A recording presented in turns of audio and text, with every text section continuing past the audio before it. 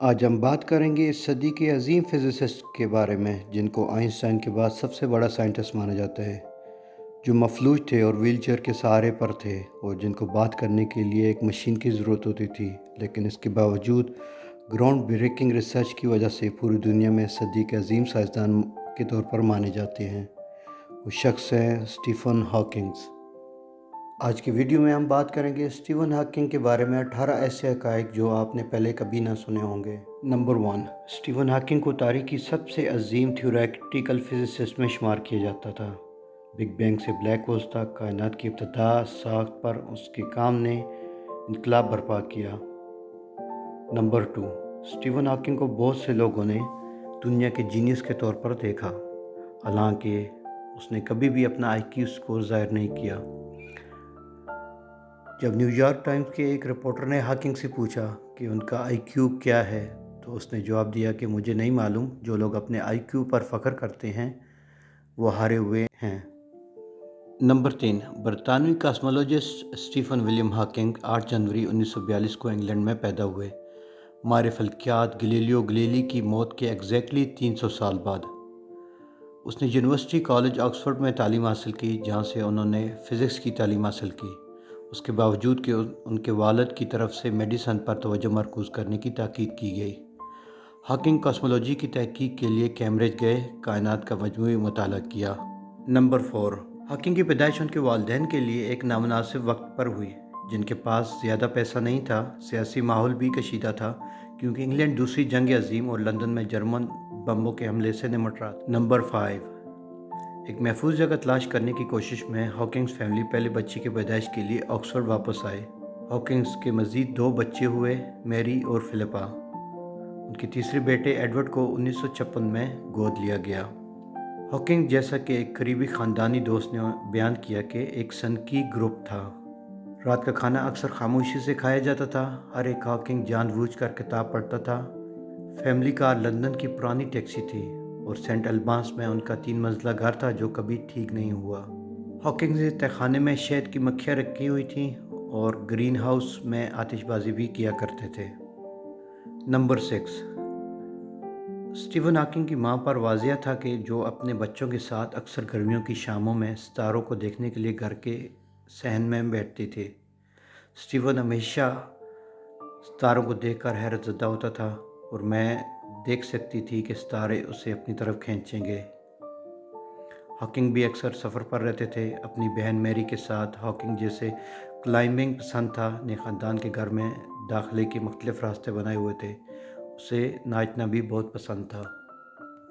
Number 7، اپنی تعلیمی زندگی کے اوائل میں ہاکنگ کوئی غیر معمولی طالب علم نہیں تھا۔ سینٹ البانس اسکول میں اپنے پہلے سال کے دوران وہ اپنی کلاس کے نیچے سے تیسرے نمبر پر تھا۔ ہاکنگ نے 17 سال کی عمر میں آکسفورڈ یونیورسٹی کے کالج میں داخلہ لیا۔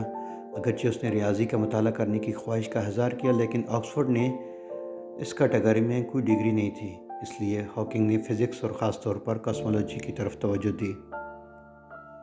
نمبر 8، اسٹیفن ہاکنگ کہتے تھے کہ وہ پڑھائی پر زیادہ توجہ نہیں دیتے تھے، وہ زیادہ سے زیادہ 1 گھنٹہ ڈیلی پڑھائی کرتے تھے اور اس وقت ان کو اس سے زیادہ پڑھنے کی ضرورت نہیں تھی۔ 1962 میں انہوں نے نیوٹرل سائنس میں آنرز کے ساتھ گریجویشن کیا اور کاسمولوجی میں پی ایچ ڈی کے لیے کیمبرج یونیورسٹی میں ایڈمیشن لے لیا۔ نمبر 9، 1968 میں ہاکنگ کیمبرج میں انسٹیٹیوٹ آف اسٹرانومی کے رکن بنے۔ اگلے چند سال ہاکنگ اور ان کی تحقیق کے لیے مفید وقت تھا۔ 1973 میں انہوں نے اپنی پہلی انتہائی تکنیکی کتاب the large scale structure of space time جو ایلس کے ساتھ شائع کی۔ 1979 میں ہاکنگ نے خود کو کیمبرج یونیورسٹی میں واپس پایا، جہاں ان کا نام تدریس کے سب سے مشہور پوسٹوں میں سے ایک رکھا گیا، جو کہ 1663 سے شروع ہوا تھا۔ وہ نام تھا ریاضی کے لوکاسین پروفیسر۔ نمبر 10، 1963 میں ایک نئے سال کی پارٹی میں ہاکنگ کی ملاقات جین والڈ نامی ایک نوجوان لڑکی سے ہوئی۔ ان کی شادی 1965 میں ہوئی۔ جوڑے نے 1967 میں ایک بیٹے رابرٹ اور 1970 میں ایک بیٹی لوسی کو جنم دیا۔ تیسرا بچہ ٹیموتھی 1979 میں پیدا ہوا۔ 1990 میں ہاکنگ نے اپنی بیوی جین کو اپنی ایک نرس ایلین میلسن کے لیے چھوڑ دیا۔ دونوں کی شادی 1995 میں ہوئی۔ اس شادی نے ہاکنگ کے اپنے بچوں کے ساتھ تعلقات پر دباؤ ڈالا، جنہوں نے دعویٰ کیا تھا کہ ایلین نے اپنے والد کو ان سے الگ کر دیا۔ 2003 میں ہاکنگ کی دیکھ بھال کرنے والی نرسوں نے پولیس کو اطلاع دی کہ ایلین اپنے شوہر کے ساتھ جسمانی طور پر زیادتی کر رہی ہیں۔ ہاکنگ نے ان کے الزامات کی تردید کی اور پولیس کی تفتیش کو روک دیا گیا۔ 2006 میں ہاکنگ اور ایلین نے طلاق کے لیے درخواست دائر کی۔ آنے والے برسوں میں ہاکنگ مبینہ طور پر اپنے خاندان سے قریب تر ہوا۔ اس نے جین کے ساتھ صلح کر لی، جس نے دوبارہ شادی کر لی تھی، اور اس نے اپنی بیٹی لوسی کے ساتھ بچوں کے لیے سائنس پر مبنی 5 ناول شائع کیے۔ نمبر 11۔ سالوں کے دوران ہاکنگ نے 15 کتابیں لکھیں یا مل کر لکھیں، جن میں قابل ذکر یہ ہیں: a brief history of time. 1988 میں a brief history of time کی اشاعت کے ساتھ ہاکنگ نے بین الاقوامی شہرت حاصل کی۔ مختصر معلوماتی کتاب عوام کے لیے کاسمولوجی کا ایک اکاؤنٹ بن گئی، اور اس نے اس کتاب میں وقت، خدا کے وجود اور مستقبل کا جائزہ پیش کیا۔ دوسری کتاب ہے the universe in a nut shell. وقت کی مختصر تاریخ بھی سمجھنا اتنا آسان نہیں تھا جتنا کچھ لوگ امید کر رہے تھے۔ چنانچہ 2001 میں ہاکنگ نے the universe in nut shell کے ساتھ اپنی کتاب کی پیروی کی، جس نے کاسمولوجی کے بڑے نظریات کے لیے مزید واضح رہنمائی پیش کی۔ نمبر 12۔ 21 سال کی عمر میں اسٹیفن ہاکنگ کو امیوٹروفک لیٹرل اسکلیروسس یا شارٹ فارم میں ALS کی تشخیص ہوئی۔ بہت سادہ معنوں میں اس کے مسلز کو کنٹرول کرنے والے اعصاب بند ہو رہے تھے۔ اس وقت ڈاکٹروں نے اسے زندہ رہنے کے لیے 2.5 سال کا وقت دیا تھا۔ ہاکنگ نے سب سے پہلے اپنی جسمانی صحت کے ساتھ مسائل کو محسوس کرنا شروع کیا، یعنی وہ آہستہ آہستہ مفلوج ہو رہے تھے۔ کبھی کبھار بات کرنے میں دشواری ہوتی تھی، لیکن انہوں نے کیمبرج میں اپنے پہلے سال کے دوران 1963 تک اس مسئلے پر غور نہیں کیا۔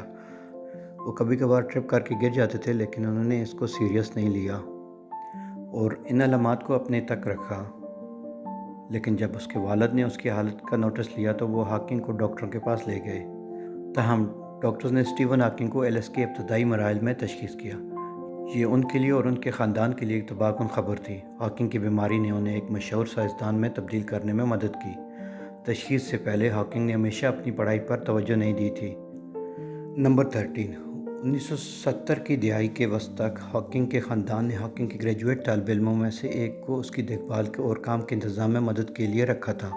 وہ اب بھی اپنے آپ کو کھانا کھلا سکتا تھا اور بستر سے باہر نکل سکتا تھا، لیکن عملی طور پر ہر چیز میں مدد کی ضرورت ہوتی تھی۔ اس کے علاوہ وہ بولنے کی صلاحیت تیزی سے کھو رہے تھے۔ انہیں وہی لوگ سمجھ سکتے تھے جو ان کو پرسنلی جانتے تھے۔ سن 1985 میں انہوں نے ٹریکوٹومی کے بعد اپنی آواز کھو دی۔ نتیجے میں پیدا ہونے والی صورتحال کو معروف طبیعیات دان کے لیے 24 گھنٹے کی نرسنگ کیئر کی ضرورت تھی۔ اس نے ہاکنگ کی اپنی کام کرنے کی صلاحیت کو بھی خطرے میں ڈال دیا تھا۔ اس پریشانی نے کیلیفورنیا کے ایک کمپیوٹرائزڈ پروگرامر کی توجہ مبذول کرائی، جس نے بولنے کے ایک پروگرام کو تیار کیا تھا جس سے سر یا آنکھوں کی حرکت کے ذریعے ہدایت کی جا سکتی تھی۔